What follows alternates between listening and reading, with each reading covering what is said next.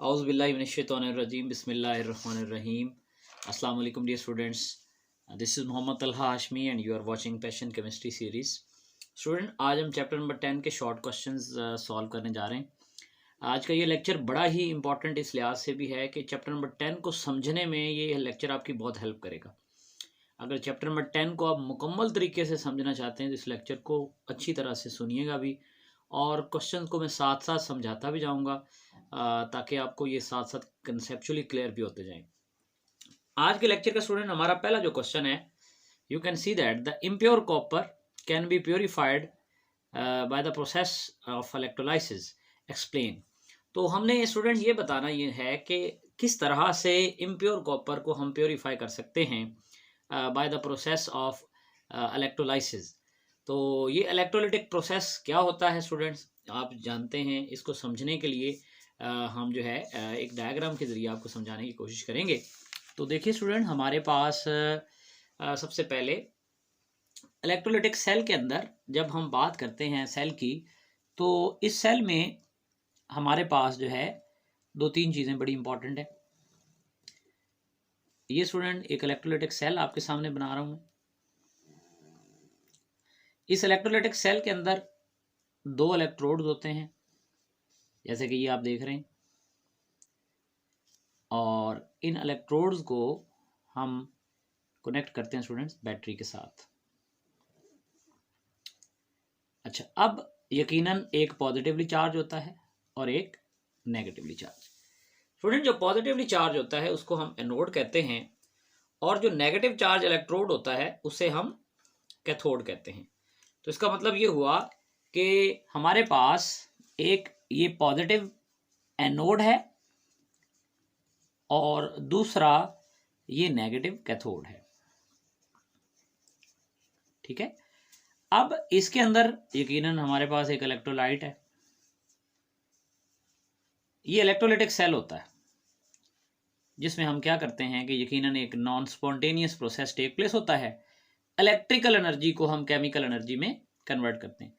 लेकिन हमारा क्वेश्चन ये है कि किस तरह से बेसिकली हम इम्प्योर कॉपर को प्योर कॉपर में चेंज कर सकते हैं। तो इसमें देखिए स्टूडेंट्स, मेरे पास जो एनोड हम बनाएंगे that will be of impure copper. ये हमारे पास स्टूडेंट्स एनोड है, और ये एनोड जो है ये इम्प्योर कॉपर का है, और जो कैथोड है वो प्योर कॉपर का है। यानी कि आपके पास, इसको जरा हम हाईलाइट कर लेते हैं कि जो एनोड बनाना है वो क्या होगा, that will be of impure copper, और जो कैथोड है वो भी है कॉपर का ही, लेकिन हमारे पास वो क्या है, वो प्योर कॉपर का है।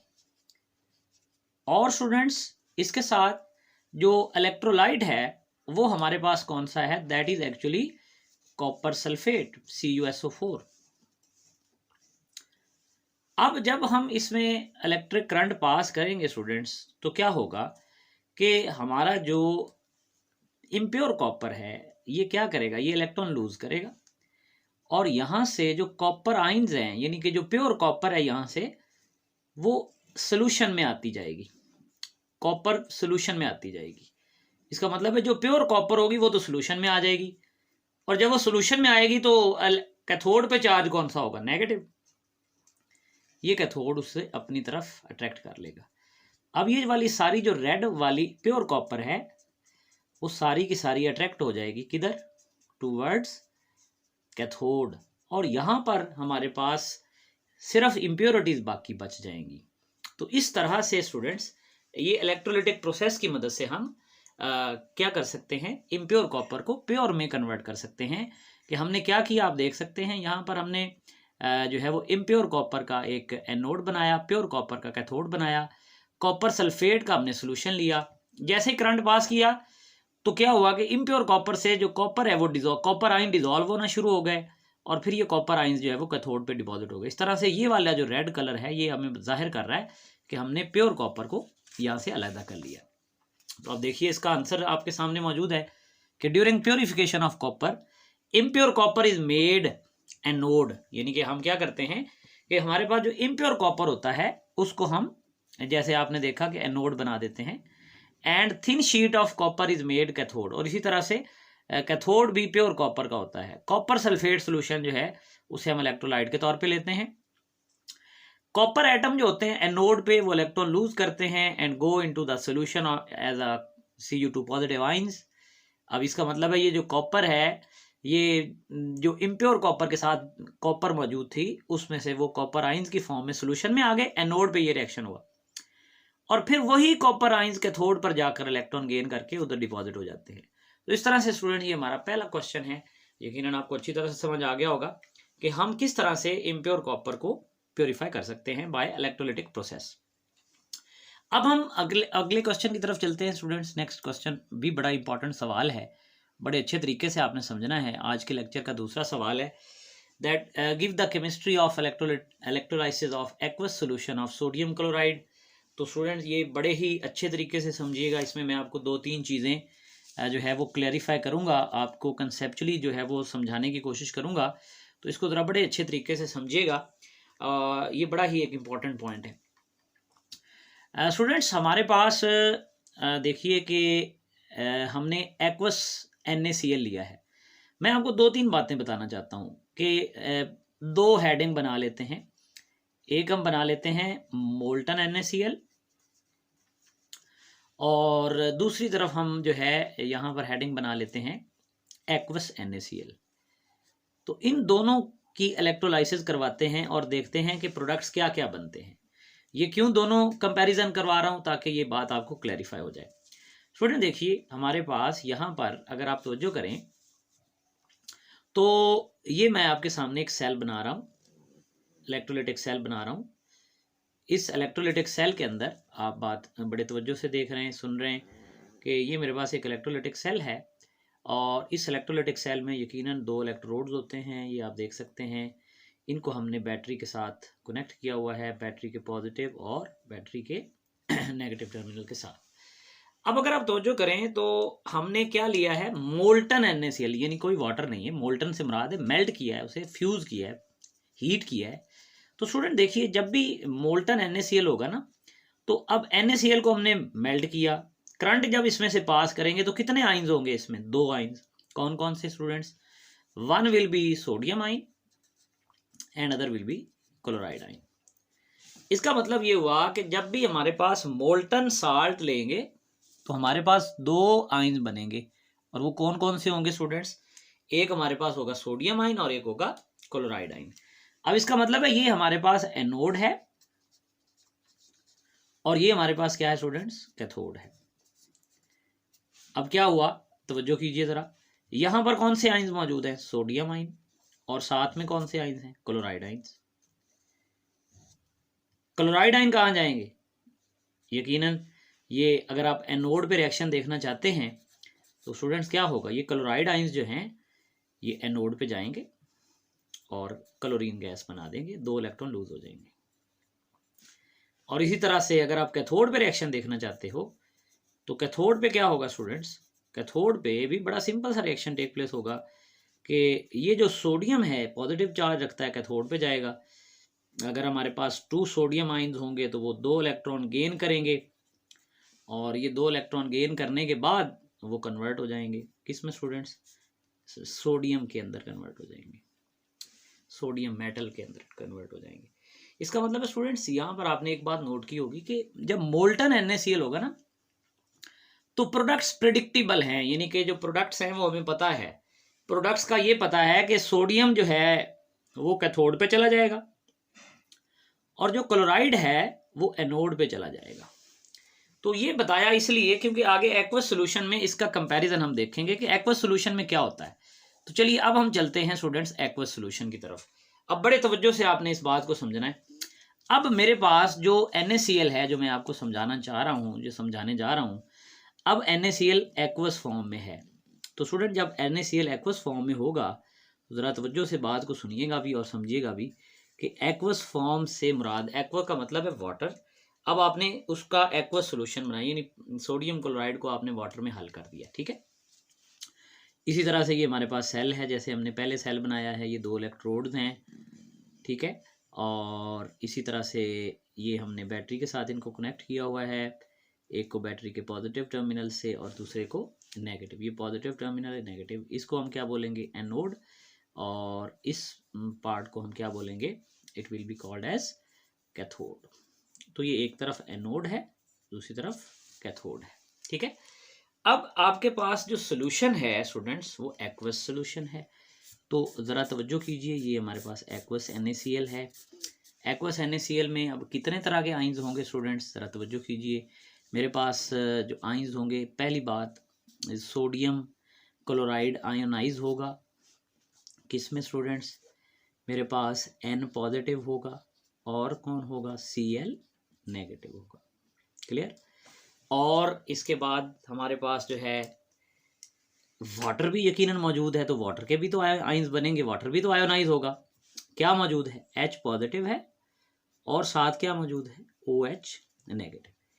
ये स्टूडेंट 4 आयंस हैं अब मेरे पास, 2 नहीं है बल्कि कितने आयंस हैं, नाउ आई हैव 4 आयंस।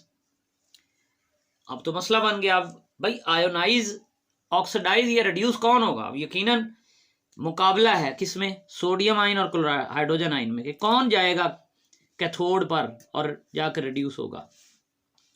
और मुकाबला है क्लोराइड आयन और हाइड्रोक्सल आयन में, कि कौन जाएगा एनोड पर और वहां पे ऑक्सीडाइज होगा। इसका मतलब है इस केस में जो प्रोडक्ट होंगे वो प्रिडिक्टेबल नहीं है। हो सकता है हाइड्रोजन चला जाए, डिफरेंट प्रोडक्ट बनेगा, सोडियम चला जाए तो प्रोडक्ट और बनेगा, क्लोराइड जाए तो और प्रोडक्ट बनेगा, और हाइड्रोक्सल जाए तो और प्रोडक्ट बनेगा। इसका मतलब ये हुआ कि एक्वस NaCl की जब इलेक्ट्रोलाइसिस होती है students, so we will have a different sort of products. हम डिफरेंट, और वो प्रोडक्ट प्रिडिक्टेबल नहीं होंगे, वो प्रोडक्ट क्या होंगे, दे विल बी अनप्रिडिक्टेबल। अब देखिए क्या रिएक्शन होता है। अब यकीनन हमसे क्वेश्चन यही पूछा गया है कि जब आपको NaCl की इलेक्ट्रोलाइसिस करवानी पड़ती है तो क्या होता है। अब स्टूडेंट 2 बातें जरा तवज्जो से सुनिएगा, गौर से सुनिएगा। अब यहां पर हाइड्रोजन आयंस जो हैं बेसिकली इनका आप कह लीजिए रिडक्शन पोटेंशियल, यानी कि इनकी इलेक्ट्रॉन गेन करने की सलाहियत सोडियम आयन के इलेक्ट्रॉन गेन करने की सलाहियत से ज़्यादा है। इसका मतलब है क्या होगा कि ये जो हाइड्रोजन आयंस हैं इसके अंदर मौजूद, ये हाइड्रोजन आयंस जो हैं ये बेसिकली यहां से जाएंगे कहाँ, कैथोड पर।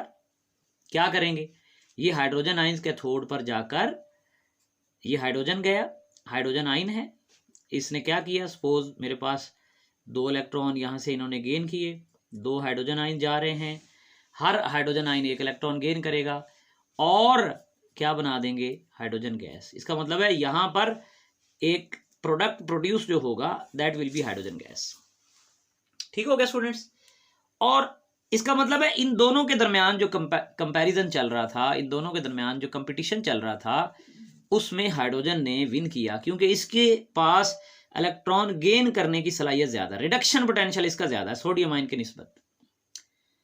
अब अगर आप देखेंगे हमारे पास इस सोल्यूशन में और कौन से आयन है, हाइड्रोक्सल भी है, क्लोराइड भी है, लेकिन क्लोराइड आयन के इलेक्ट्रॉन लूज करने की सलाहियत यानी कि ऑक्सीडाइज होने की सलाहियत हाइड्रोक्सल आयन के मुकाबले में ज्यादा है। तो इसका मतलब है क्लोराइड आयन जाएंगे, जैसे अभी ये 2 इलेक्ट्रॉन ये लूज करेंगे और यहाँ पे देखिए ये क्लोराइड आयंस हैं, 2 क्लोराइड आयन जाएंगे, क्या करेंगे, ये इलेक्ट्रॉन लूज करेंगे और क्लोरीन गैस बना देंगे। इसका मतलब ये हुआ कि यहाँ पर ऑक्सीडेशन होगी और कौन सा प्रोडक्ट बनेगा, Cl2, और यहाँ पे रिडक्शन होगी और कौन सा प्रोडक्ट बनेगा स्टूडेंट्स, यहाँ पर H2 बन जाएगा। तो ये सारी बात हम यहाँ पे एक्सप्लेन करते हैं स्टूडेंट्स कि हमारे पास जब NaCl के लिए हम रिएक्शन करवाते हैं तो हमारे पास हाइड्रोजन जो है वो कैथोड पे जाता है, हाइड्रोजन गैस बनती है, और क्लोराइड आयन जो हैं वो एनोड पे जाते हैं और क्लोरीन गैस इवॉल्व होती है, और ये Na और ये OH दोनों बच जाते हैं, ये कास्टिक सोडा बना देते हैं। ये हमने NaOH की प्रिपरेशन भी पढ़ी थी डायफ्राम सेल में, तो उसमें भी हम इसको यूज़ कर लेते हैं। तो इस तरह से अब आप इसकी थ्योरी भी देख लीजिए कि हमारे पास आपके सामने कि caustic soda is obtain on industrial scale by the electrolysis of concentrated aqueous solution of sodium chloride using titanium anode and mercury or steel as a cathode. This electrolysis is carried out, ये Nelson cell में और या इसे कास्टनर क्लेनर cell भी कहते हैं या mercury cell में भी ये रिएक्शन टेक प्लेस होता है। रिएक्शन क्या है, NaCl आयोनाइज हो रहा है N पॉजिटिव में, Cl नेगेटिव। फिर इसी तरह आप देख सकते हैं एनोड पे क्लोरीन बनती है और कैथोड पे हाइड्रोजन गैस बनती है स्टूडेंट्स, और ओवरऑल रिएक्शन आपके सामने मौजूद है। ये मैंने डायग्राम्स की मदद से भी समझा दिया। तो ये हमारा आज का दूसरा क्वेश्चन है। इस तरह से अब हम अपने नेक्स्ट क्वेश्चन की तरफ चलते हैं और देखते हैं कि नेक्स्ट क्वेश्चन क्या है। जी स्टूडेंट्स, तो नेक्स्ट क्वेश्चन देखिए, ये नेक्स्ट क्वेश्चन रिपीटिशन है। नेक्स्ट क्वेश्चन बड़ा इंपॉर्टेंट है। A salt bridge maintain electrical neutrality in galvanic cell, explain it. अब स्टूडेंट बड़ी ही इंपॉर्टेंट बात है जो मैंने आपको बड़े डिटेल से समझानी है, और ये पॉइंट जो मैं अभी समझाने जा रहा हूँ ये आपको क्लैरिटी में लेकर आ जाएगा कि बेसिकली ये इलेक्ट्रोलिटिक सेल क्या होता है और इस इलेक्ट्रोलिटिक सेल के अंदर क्या क्या इंपॉर्टेंट चीज़ें हमारे पास पाई जाती हैं। तो ये सारी बातें आपको इससे, इस कंसेप्ट से क्लियर हो जाएंगी। तो देखिए स्टूडेंट्स, अब हम ज़रा समझने की कोशिश करते हैं कि साल्ट ब्रिज का क्या रोल होता है और ये इलेक्ट्रोलिटिक सेल होता क्या है। तो इससे ये लॉन्ग क्वेश्चन भी आपके ज़रा क्लियर होते जाएंगे। तो स्टूडेंट देखिए, बेसिकली सबसे पहले जो मैं आपको बात समझाना चाहता हूँ स्टूडेंट, हमारे पास, मैं आपके सामने एक सेल बनाने जा रहा हूँ। इस सेल को आपने बड़े अच्छे तरीके से तवज्जो से समझना भी है और देखना भी है। ये मेरे पास एक 2 हाफ सेल्स है, ठीक है। इनके अंदर हम क्या करते हैं, इलेक्ट्रोड लेते हैं। स्टूडेंट ज़रा तवज्जो कीजिएगा, बड़ी इंपॉर्टेंट बात है। ये 2 इलेक्ट्रोड लिए हमने, और ये आगे लॉन्ग क्वेश्चन में भी आएगा, इसलिए ये लॉन्ग क्वेश्चन का भी हिस्सा है। इसको बड़े अच्छे तरीके से ज़रा समझ लीजिए, लॉन्ग क्वेश्चन भी क्लैरिफाई हो जाएगा आपका यहाँ पे। तो अब हमारे पास बड़ा ही इम्पोर्टेंट जो इसमें कंसेप्ट है वो आप ज़रा तवज्जो से सुनिए कि ये कोई भी हमारे पास एक इलेक्ट्रोड है। सपोज मैं कर लेता हूँ कि ये इलेक्ट्रोड किसका है, ये जिंक का है, ठीक है। और दूसरा जो इलेक्ट्रोड है मेरे पास, ये किसका है, ये एक और मेटल है जिसका नाम क्या है, कॉपर। ठीक होगा स्टूडेंट्स। अब हमने इस इलेक्ट्रोड को, बेसिकली दोनों इलेक्ट्रोड को, दोनों हाफ सेल्स को एक दूसरे के साथ कनेक्ट किया हुआ है एक वायर के ज़रिए से, और यहाँ पर हमने एक वोल्ट मीटर लगाया हुआ है ताकि जो भी पोटेंशियल हो, ईएमएफ हो सेल की, वो हम फाइंड आउट कर सकें, ठीक है। अच्छा, इसी तरह से अब हमारे पास इन दोनों के दरमियान हमने एक ब्रिज लगाई है जिसका नाम रखा है हमने साल्ट ब्रिज। ये साल्ट ब्रिज है स्टूडेंट्स, ये आपके सामने मैं एक ब्रिज बना रहा हूँ जो आपको ये कलर्ड येलो कलर में बनाने की कोशिश कर रहा हूँ। ये एक साल्ट ब्रिज है और ये साल्ट ब्रिज हम यहाँ पे बना रहे हैं, इसे हम साल्ट ब्रिज कहते हैं स्टूडेंट्स। तो अब बात ये है कि देखिए, इस तरफ हमने कौन सा इलेक्ट्रोड लिया है, जिंक का। इसको आपको, ये एक कंडीशन है कि जिंक के साल्ट के सोल्यूशन में डिप करना है। जिंक का इलेक्ट्रोड है अगर, तो आपने उसको जिंक के साल्ट के सोल्यूशन में डिप करना है। तो इसका मतलब है यहाँ पर हमने जो साल्ट लिया है, जिंक सल्फेट ले लेते हैं। इसी तरह अगर आपके पास दूसरी तरफ आपने दूसरे हाफ सेल में अगर आपने कॉपर लिया है स्टूडेंट्स, इलेक्ट्रोलाइट, तो आप क्या, इलेक्ट्रोड, तो इलेक्ट्रोलाइट कॉपर का कोई साल्ट होना चाहिए, ये ज़रूरी है। ये 2 हाफ सेल बन गए हमारे पास, एक तरफ जिंक सल्फेट है और एक तरफ कॉपर सल्फेट है। अब कितनी मेटल्स हैं स्टूडेंट्स, 2। अब यहाँ पर ये साल्ट ब्रिज है। देखिए होता क्या है स्टूडेंट्स, मेरे पास यहाँ पर जो जिंक है, बेसिकली जिंक यहाँ इलेक्ट्रॉन लूज करता है, ठीक है। जब ये जिंक इलेक्ट्रॉन लूज करता है तो यहाँ पर इस पर नेगेटिव चार्ज आ जाता है, तो इसलिए जो इस सेल में एनोड होता है ना, उस पर नेगेटिव होता है, और जो जिंक आइंस हैं वो यहाँ पे कम्युलेट होते जाते हैं। ये जिंक आइंस यहाँ कम्युलेट होते जाते हैं, ठीक है।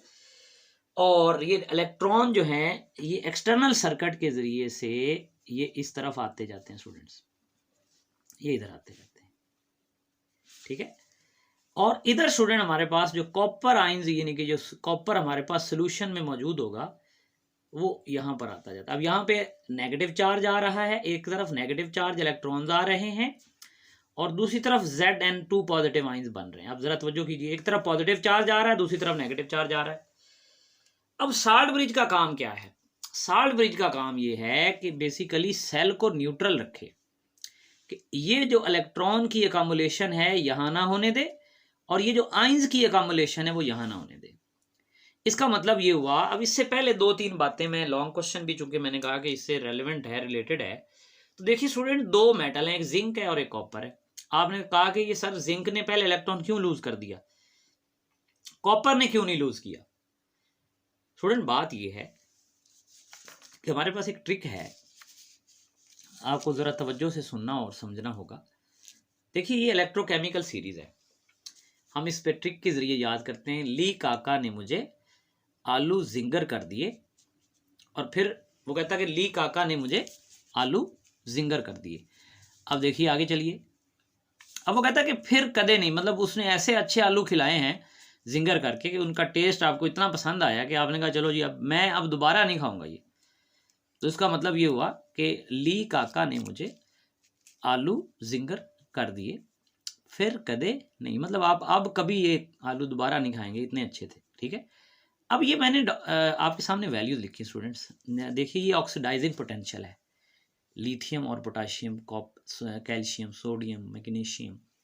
बात ये है स्टूडेंट्स कि जैसे जैसे डाउनवर्ड आ रहे हैं हम, इनकी ऑक्सीडाइज होने की सलाहियत कम होती जा रही है।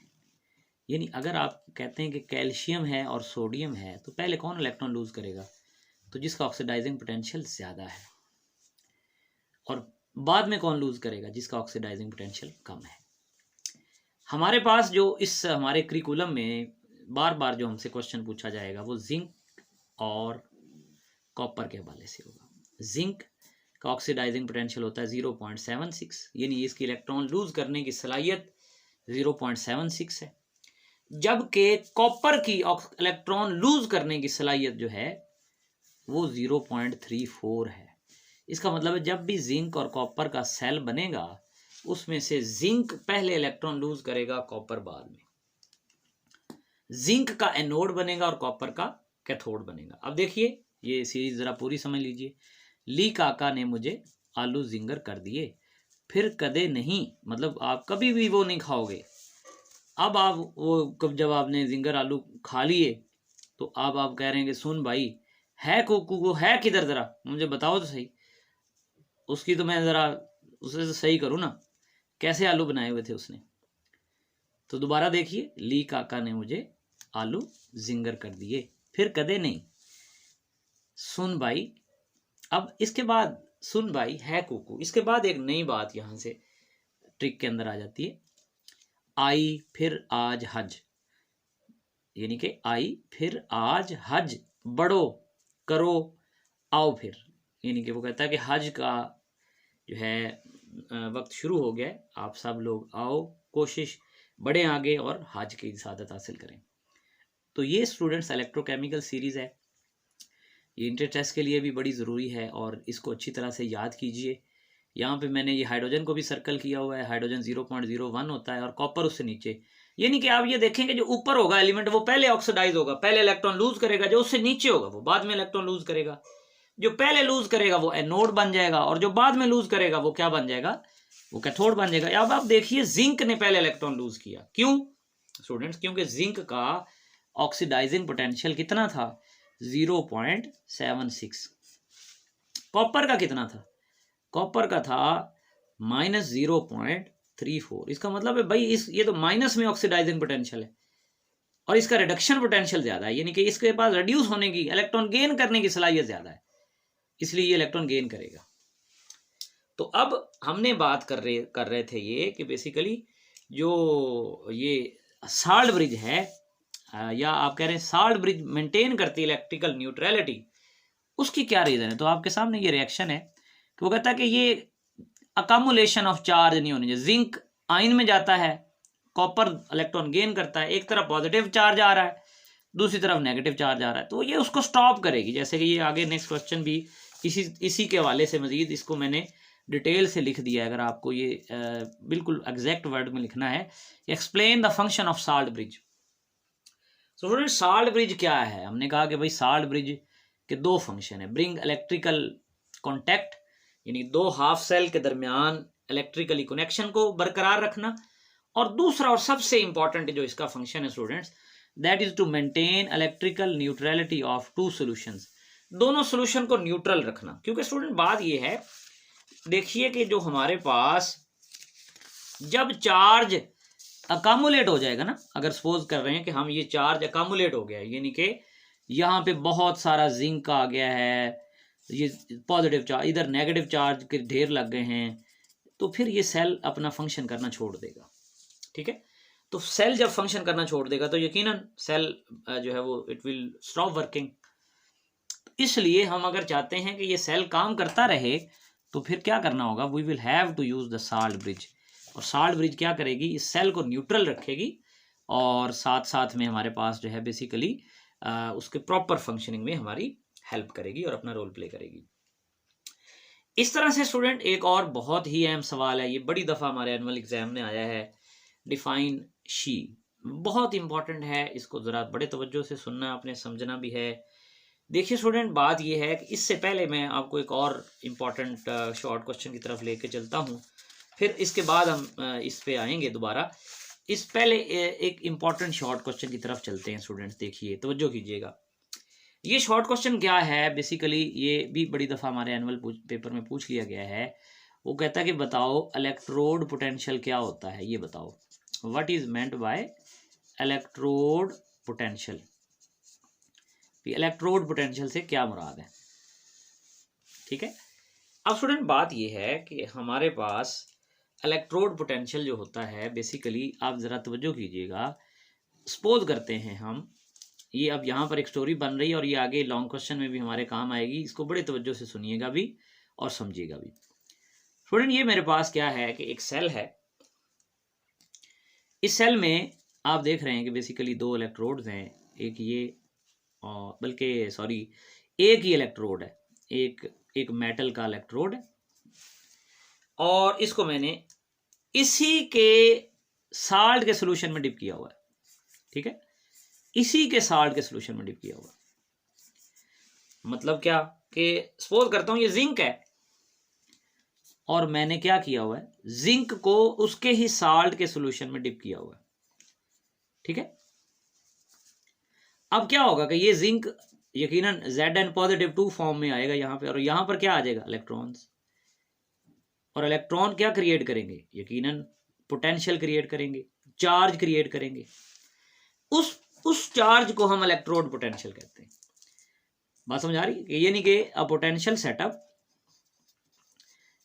वो पोटेंशियल जो क्रिएट हो जाता है,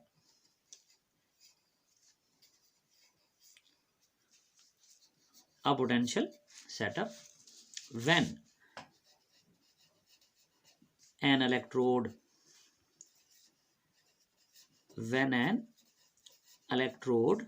is dipped in 1 molar solution of its own ions, 1 molar solution of its own ions, यानी अपने ही आयंस के 1 मोलर सोल्यूशन में डिप किया जाए एट स्टैंडर्ड कंडीशंस, मतलब 298 केल्विन टेम्परेचर हो और इस तरह से हमारे पास एटमॉस्फेरिक प्रेशर हो एट स्टैंडर्ड कंडीशंस। तो ये स्टूडेंट हमारे पास जो है बेसिकली आपके सामने, इसे हम क्या बोलते हैं, that is actually called as electrode potential. अब ये इलेक्ट्रोड पोटेंशियल कितना सेटअप हुआ है हमें नहीं पता, अभी हमने इसे मेजर करना है, लेकिन ये एक शॉर्ट क्वेश्चन है, इसे बड़े अच्छे तरीके से देखिएगा। अब इसके बाद जो आपकी बुक में है वो है स्टैंडर्ड हाइड्रोजन इलेक्ट्रोड। अब हम इसकी तरफ आते हैं कि भाई ये स्टैंडर्ड हाइड्रोजन इलेक्ट्रोड आखिर क्या होता है, इसको समझने की कोशिश करते हैं। That is very very important, और ये स्टैंडर्ड है, स्टैंडर्ड मतलब इसको हम बाकियों का इलेक्ट्रोड पोटेंशियल मेजर करने के लिए यूज करेंगे। तो चलिए स्टूडेंट्स, हमारे पास सबसे पहले इस सेल की कंस्ट्रक्शन देखिएगा। ये अगर कंस्ट्रक्शन समझ आ जाती है तो फिर ये सेल आपको समझ आ जाएगा, और आगे सारा का सारा जो आगे क्वेश्चन आ रहे हैं लॉन्ग क्वेश्चन वो भी आपको समझ आ जाएंगे। अब देखिए स्टूडेंट्स, अब हमारे पास जो है बेसिकली आप तवज्जो करेंगे, ये सेल है, इसके अंदर ये एक प्लाटिनम की बनी हुई फॉयल है, ये प्लाटिनम की बनी हुई फॉयल है, ठीक है। और इसको हमने प्लाटिनम ब्लैक की कोटिंग की हुई है यहाँ पे ना, ताकि इसका सरफेस एरिया इंक्रीज हो जाए, इसका रेट जो है रिएक्शन की रिएक्टिविटी इसकी इंक्रीज हो जाए, सरफेस एरिया बढ़ाने के लिए हमने इसकी कोटिंग की हुई है प्लाटिनम ब्लैक की, ठीक है। और फिर हमने क्या किया है कि बेसिकली यहाँ पे हाइड्रोजन गैस को हम इसमें इंट्रोड्यूस करते हैं, यहाँ से हम हाइड्रोजन गैस यहाँ से इसमें इंट्रोड्यूस करते हैं, यहाँ से ये हम यहाँ से H2 गैस यहाँ पर जो है वो इसमें इंट्रोड्यूस करेंगे, हाइड्रोजन गैस, ठीक है, H2। और स्टूडेंट्स हमारे पास जो है बेसिकली इसके अंदर हमने जो सोल्यूशन लिया हुआ है वो है HCl का, यानी कि हाइड्रोजन गैस और HCl में यकीनन हाइड्रोजन आयन और HCl में इक्विलिब्रियम एग्जिस्ट करेगा, ठीक है। अब ये सारा का सारा बेसिकली हमारे पास क्या है, इसे कहते हैं SHE स्टैंडर्ड हाइड्रोजन इलेक्ट्रोड। इसका जो E0 यानी इसका जो पोटेंशियल है उसकी वैल्यू हमारे पास क्या है, 0 है। इसका मतलब ये हुआ कि अगर हमने किसी दूसरे सेल का, यानी जैसे ये इलेक्ट्रोड पोटेंशियल है, आप ये देख रहे हैं ये सेल है मेरे पास, मुझे नहीं पता कि ये जिंक ने कितने इलेक्ट्रॉन लूज किए, कितना पोटेंशियल सेटअप हुआ है, तो मुझे फिर क्या करना चाहिए, मुझे एक हाफ सेल बना लेना चाहिए। उस हाफ सेल में क्या करना चाहिए, मुझे एक तरफ मुझे लगा देना चाहिए स्टूडेंट्स स्टैंडर्ड हाइड्रोजन इलेक्ट्रोड, और दूसरी तरफ मुझे लगा देना चाहिए कोई भी कैथोड या एनोड। तो क्या होगा, मुझे पता चल जाएगा, यहाँ से वोल्ट मीटर के जरिए कनेक्ट कर दूंगा दोनों को, मुझे आइडिया हो जाएगा कि इसने कितने इलेक्ट्रॉन लूज किए, इसका पोटेंशियल कितना था, वो सारा मुझे आइडिया हो जाएगा। तो ये होता है स्टूडेंट स्टैंडर्ड हाइड्रोजन इलेक्ट्रोड।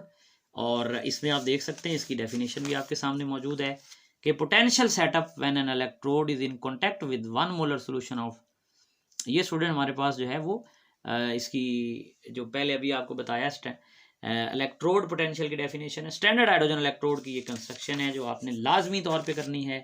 और ये बेसिकली एक स्टैंडर्ड है, इसमें प्लाटिनम की फॉयल है और हाइड्रोजन गैस को इंट्रोड्यूस किया, HCl मौजूद है। तो इस तरह से हमारे पास ये आपका बड़ा ही अच्छा और बड़ा बहुत ही इंपॉर्टेंट क्वेश्चन सॉल्व हो जाएगा। अब हम आगे चलते हैं और एक बड़ा ही अहम सवाल जो बड़े दफ़ा हमारे एनुअल एग्जाम में आया है, standard hydrogen electrode act as anode when connected with copper but it act as a cathode when connected with the zinc, justify. बहुत इंपॉर्टेंट सवाल स्टूडेंट, अभी मैंने आपको ये बताया है, देखिए दो बातें।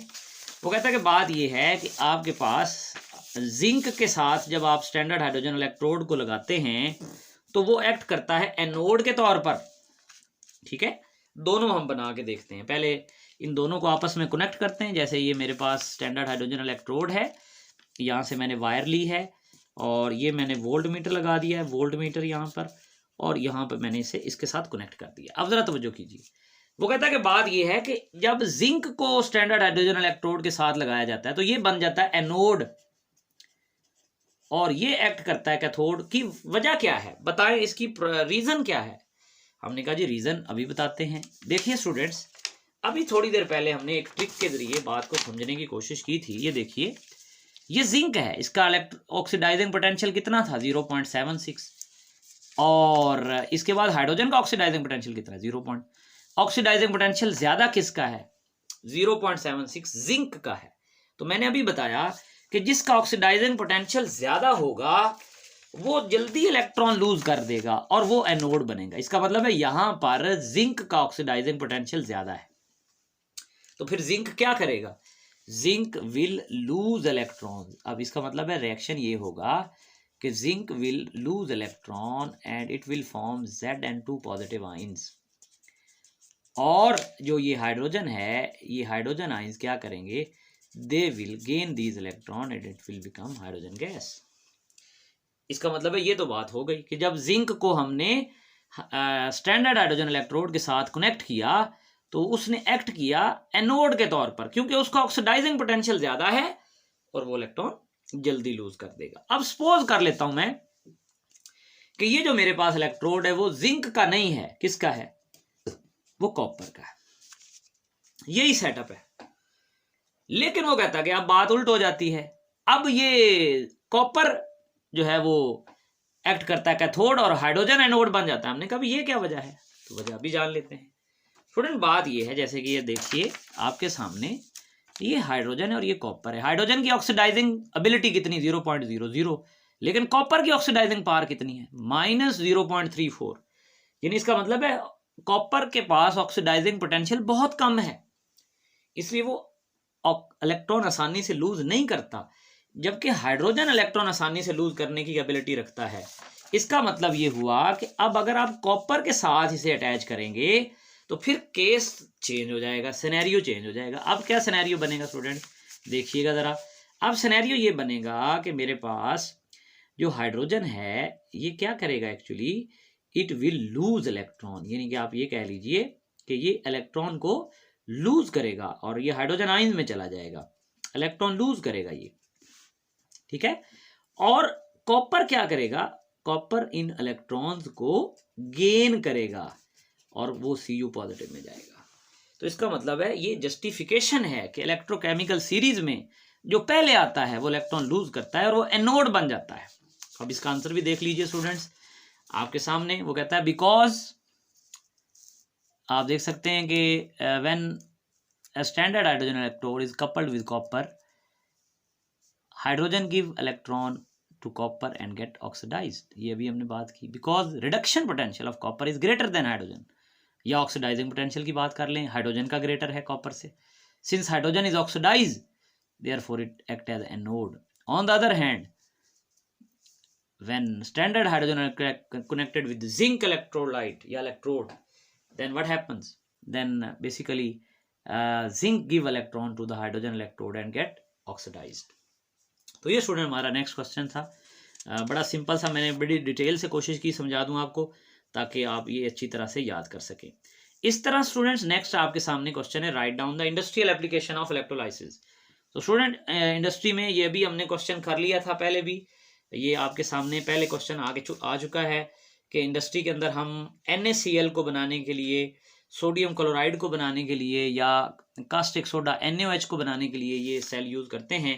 तो आप ये देखिए, जैसे ये पहले आपको मैं बता चुका हूँ कि आपके पास ये एक सेल है, इस सेल में NaCl का एक्वस सोल्यूशन लिया, क्या हुआ, हाइड्रोजन ऑक्सीडाइज हो गया, हाइड्रोजन जो है वो रिड्यूस हो गया हाइड्रोजन गैस में, और क्लोराइड जो है वो चला गया क्लोरीन गैस में। बाकी क्या बचा, Na और OH, ये दोनों मिलके क्या बनाते हैं, कास्टिक सोडा। तो इसका मतलब है ये इलेक्ट्रोलिटिक सेल की मदद से हम कास्टिक सोडा जो है वो NaOH जो है वो प्रिपेयर कर सकते हैं नेल्सन सेल के अंदर। और ये हमारा इंडस्ट्रियल प्रोडक्ट है कि नेल्सन सेल में कास्टिक सोडा बनाने के लिए भी हम इस प्रोसेस को यूज करते हैं। तो ये हमारा नेक्स्ट क्वेश्चन है कि sodium is produced in the Down cell. जैसे आपको पता है डॉन सेल, ये जैसे ये आपके सामने है, ये डॉन सेल है, इसमें आपने देखा इसमें सोडियम प्रोड्यूस होती है। कैसे कि Na पॉजिटिव आयंस बनते हैं, वो चले जाते हैं कैथोड पर, कैथोड पर वो इलेक्ट्रॉन गेन करते हैं और सोडियम फॉर्म में डिपॉजिट हो जाते हैं। इसका मतलब है ये डॉन सेल है, इसमें आपको सोडियम मेटल मिलेगी, और ये नेल्सन सेल है, इसमें आपको क्या मिलेगा students, you will get NaOH means caustic soda आपको यहाँ पे मिलेगा। बात क्लियर होगी आपको। इसी तरह से अब हम आगे चलते हैं अपने नेक्स्ट क्वेश्चन की जानिब। Define zinc electrode potential, give example. तो ये तो बड़ी सिंपल सी बात है, इलेक्ट्रोड पोटेंशियल की एग्जाम्पल मैं पहले ही डिस्कस कर चुका हूँ, बल्कि हमने जिंक इलेक्ट्रोड पोटेंशियल की बात की है। स्टूडेंट बात ये है कि जब जिंक रॉड को प्लेस करेंगे हम जिंक सल्फेट के सोल्यूशन में, तो जो पोटेंशियल सेटअप होगा उसे हम जिंक का इलेक्ट्रोड पोटेंशियल कहेंगे। तो ये बात हमने बड़ी डिटेल से आपको बताई है, और जिंक आयंस में चला जाएगा। इसकी डायग्राम भी मैं आपके सामने रखता हूँ। ये देखिए, ये स्टूडेंट जिंक का इलेक्ट्रोड पोटेंशियल है कि जिंक के इलेक्ट्रोलाइट को हमने उसके 1 मोलर सोल्यूशन में रखा और उसने क्या किया, इलेक्ट्रॉन लूज किए, और उससे जो पोटेंशियल सेटअप होता है उसे हम जिंक का इलेक्ट्रोड पोटेंशियल कहते हैं। तो ये हमारा नेक्स्ट क्वेश्चन है। इस तरह स्टूडेंट्स हम आगे बढ़ते हैं अपने नेक्स्ट क्वेश्चन की जानिब। Zinc can displace hydrogen from dilute acid solution but copper can not. Very important reaction student, बात वही है सारी। अब यहाँ पे ये भी इलेक्ट्रोकेमिकल सीरीज की एप्लीकेशन ही है। अब देखिए ना, देखिए वो कहता है कि जिसकी लाठी उसकी भैंस। बात ये है, जिंक इलेक्ट्रोकेमिकल सीरीज में कॉपर से पहले आता है। इसका मतलब ये हुआ जो इलेक्ट्रोकेमिकल सीरीज में पहले आएगा, यानी जिसका ऑक्सीडाइजिंग पोटेंशियल, जिंक का ऑक्सीडाइजिंग पोटेंशियल कितना है 0.76 और हाइड्रोजन का कितना है 0.00। तो क्या हुआ, जिंक ने आया यहाँ पे, उसने हाइड्रोजन को ऑर्डर दिया भाई यहाँ से चले जाओ, क्योंकि मैंने यहाँ पे जो है वो इलेक्ट्रॉन लूज करके वो इसके साथ Zn2 पॉजिटिव आयन की फॉर्म में यहाँ पे आके अटैच होगा और सल्फेट पे 2 नेगेटिव होगा और ये हाइड्रोजन जो है वो रिड्यूस हो जाएगी।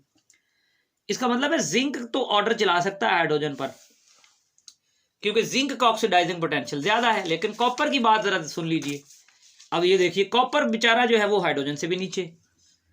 क्या कॉपर का ऑर्डर चलेगा हाइड्रोजन पे? बिल्कुल भी नहीं।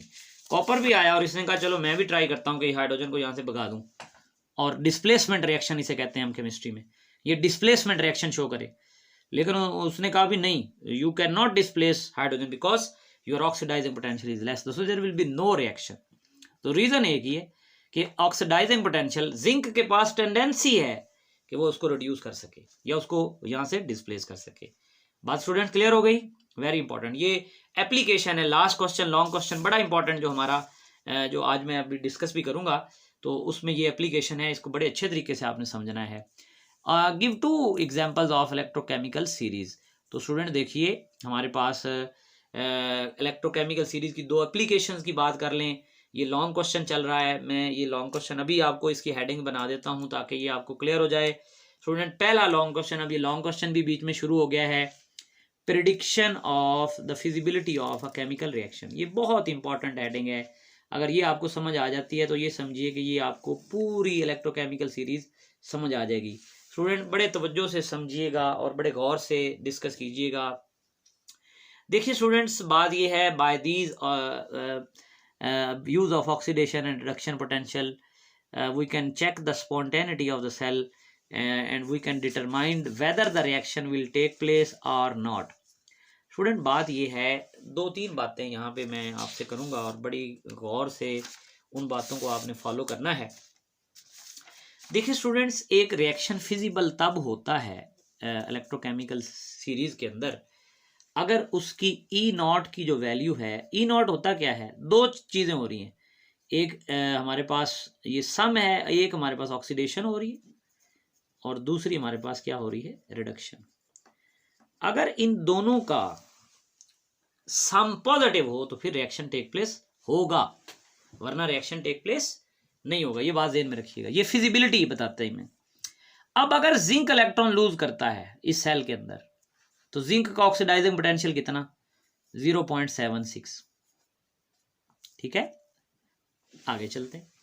अब कॉपर का रिडक्शन पोटेंशियल कितना है, ऑक्सीडाइजिंग पोटेंशियल तो उसका -0.34 है, तो इसका मतलब है रिडक्शन पोटेंशियल कितना होगा, 0.34। तो इसको सम कर लें तो ये कितना आ जाएगा, 1.10 वोल्ट। तो इसका मतलब ये हुआ कि भाई इसकी E0 की वैल्यू पॉजिटिव आ गई है। क्या ख्याल है? तो फिर ये रिएक्शन फिजिबल है। लेकिन अगर ऐसा हो जाए, मैं आपके सामने एक बड़ी इंपॉर्टेंट मिसाल देने जा रहा हूं स्टूडेंट। ये reaction zinc plus copper 2 positive, और ये एंटी टेस्ट में भी आ चुका है Zn2 पॉजिटिव एंड कॉपर। एक ये रिएक्शन है, एक ये रिएक्शन है Cu प्लस Zn2 पॉजिटिव, और क्या बना, Cu2 पॉजिटिव प्लस जिंक। इन दोनों में से कौन सा फिजिबल है, कौन सा नहीं हो सकता?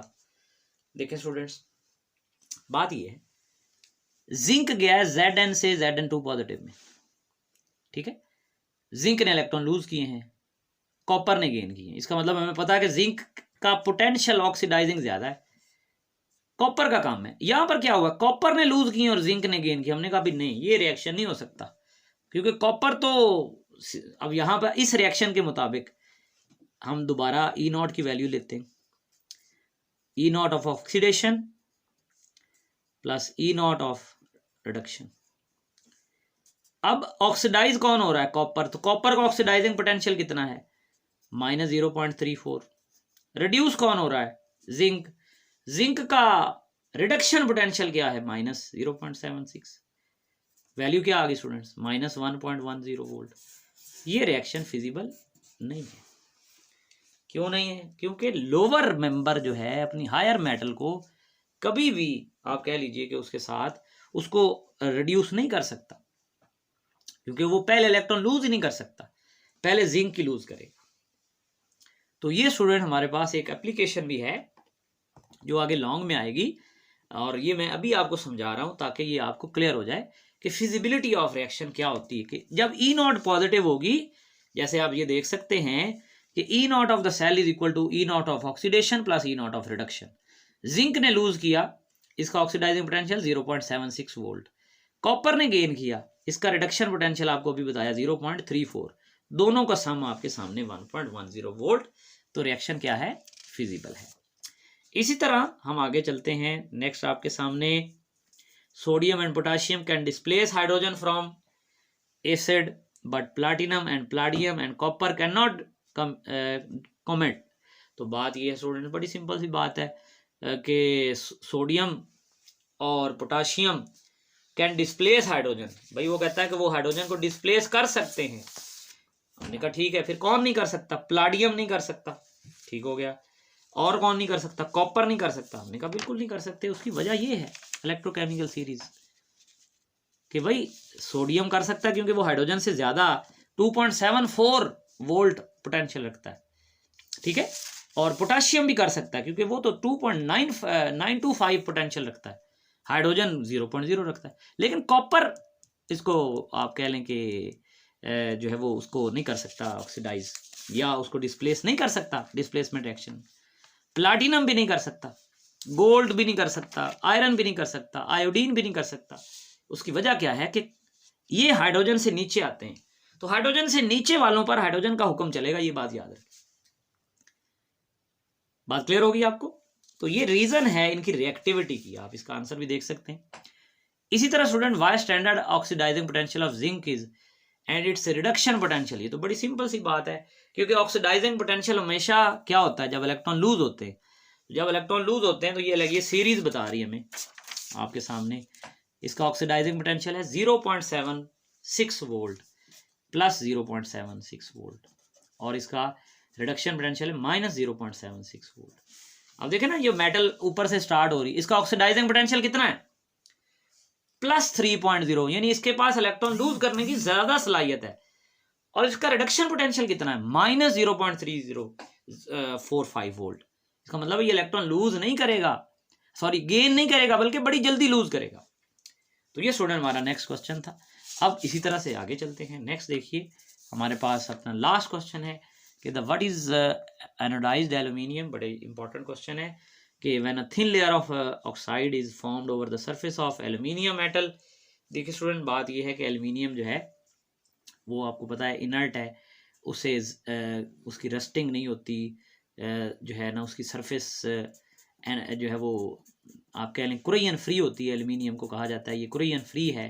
तो स्टूडेंट देखिए, हमारे पास जो है बेसिकली आपके सामने इसकी सरफेस के ऊपर ना एक थिन लेयर कोटिंग बन जाती है ऑक्साइड की, जो इसको फर्दर कुरेयन से बचा के रखती है। तो इसको एनोडाइज्ड एल्यूमिनियम कहते हैं। When a thin layer of aluminium is formed over the surface of aluminium metal, it is called as anodized aluminium prepared by making the anode. और ये इलेक्ट्रोकेमिकल सीरीज में उसको एनोड बनाते हुए हम ये कर सकते हैं। ये स्टूडेंट बड़े ही इंपॉर्टेंट जो इस चैप्टर के क्वेश्चन थे वो मैंने आपके साथ शेयर किए। उम्मीद करता हूँ कि ये आपको बड़ी अच्छी तरीके से समझ आ गए होंगे। इन सबको आपने अच्छी तरह से याद कर लेना है।